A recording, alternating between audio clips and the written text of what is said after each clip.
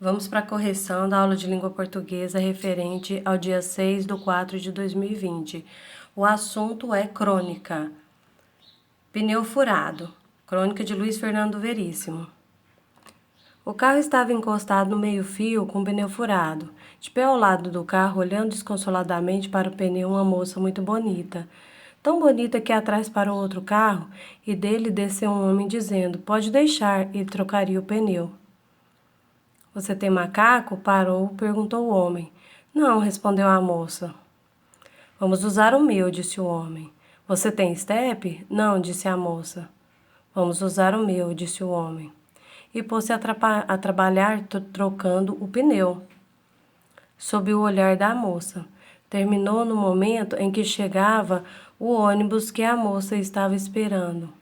Ele ficou ali, suando de boca aberta, vendo o ônibus se afastar. Dali a pouco chegou o dono do carro. "Puxa, você trocou o pneu do carro para mim? Muito obrigado." Eu não posso ver pneu furado, tenho que trocar." "Coisa estranha." Uma compulsão, sei lá." Atividade, analisando o texto. A crônica é um gênero textual que narra situações cotidianas. Identifique a situação cotidiana presente no texto pneu furado. O fato de haver um carro parado na rua devido ao pneu estar furado, um incidente que acontece corriqueiramente. Então, esse é um fato corriqueiro, cotidiano, que pode ser considerado um fato do dia a dia que está presente nessa crônica, o fato do pneu estar furado. Número 2. Quem conta a história é. Então, tratando-se de uma narrativa, pode ser um narrador que participa da história ou um narrador que não aparece na história. A letra A é a moça que esperava o ônibus. B, o dono do carro que esperava com o pneu furado. C, um narrador que participa da história. Ou D, um narrador observador que está fora da história. Vejamos que a moça e o dono são personagens que estão na história. E a letra C cita um narrador que participa da história.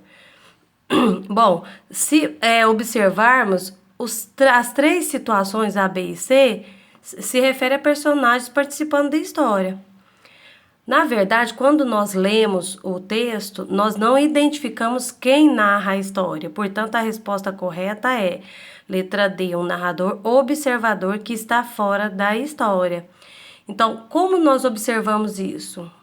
Não identificamos o narrador, pois ele não participa da história. Isso é possível comprovar a partir dos verbos e pronomes em terceira pessoa nos trechos de discurso indireto. Recordando o discurso indireto, são os trechos em que o narrador narra os acontecimentos e não há o diálogo entre os personagens.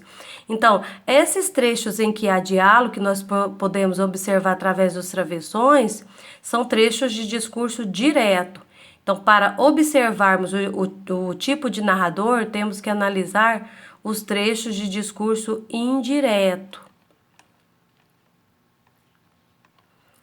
Outro aspecto. Bom, como comprovamos que o narrador está em terceira pessoa?